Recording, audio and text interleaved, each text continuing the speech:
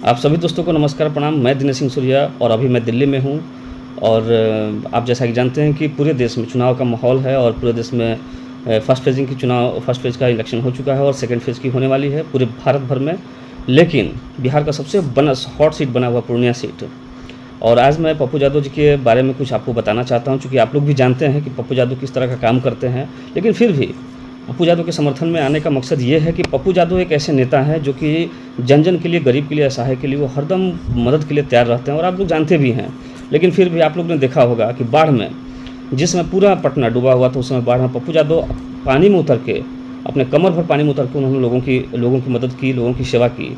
और आपने देखा होगा कोरोना काल में जिस तरह से उन्होंने लोगों की सेवा की। और हमारे बक्सर ज़िला में एक गांव है नंदन गांव, जहां पर मुख्यमंत्री के नीति से आक्रोश में जनता जिस तरह से पुलिस के द्वारा प्रताड़ित करने का काम किया, और सबसे पहले पप्पू यादव उस गांव में आए थे और वहां पर उन्होंने उस चीज़ को वहां पर देखा और सुना।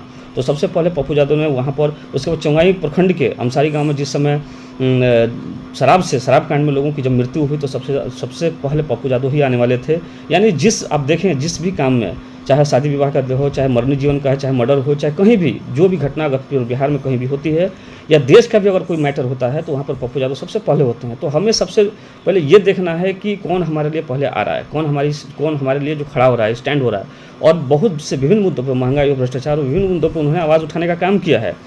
तो ऐसे लोगों को अगर हम लोग नहीं उठाएंगे, ऐसे लोगों को अगर हम लोग संसद भवन में नहीं भेजेंगे, तो फिर किसको हम भेजेंगे? ये सोचने वाली बात है। उसके बाद आपने देखा होगा राजीव प्रताप रूढ़ी के जो आवास में जो एम्बुलेंस रखी गई थी, उसका खुलासा भी पप्पू यादव ने ही किया था। उसके बाद दिल्ली में जिस समय वो सांसद थे, उनका जो आवास था, तो दिल्ली में सरकारी आवास था, वो पूरा एकदम बिल्कुल बिहार के गरीब जनता जो कि एम्स में इलाज कराने के लिए आती है, पप्पू यादव का जो आवास था बिल्कुल एकदम भरा हुआ रहता था। तो कहने का मतलब, ऐसे लोगों को आप जब पावर नहीं दीजिएगा, ऐसे लोगों को आप सहयोग नहीं कीजिएगा, तो फिर ऐसे लोगों की मनोबल जो है गिरेगा, और मनोबल गिरेगा तो फिर आप जानते हैं गरीब और असहाय के लिए कौन खड़ा होगा। तो हम आपसे पुरजोर निवेदन करेंगे, आपसे हाथ जोड़ के निवेदन करेंगे, यही हाथ जोड़ के मेरा निवेदन है कि आप लोग पप्पू यादव को समर्थन करें और 26 तारीख को भारी बहुमत से पप्पू यादव में आप लोग वोटिंग कैंची छाप 6 नंबर पर वोटिंग कीजिए और भारी बहुमत से उनको जिताइए। जय हिंद, जय भारत, जय बिहार।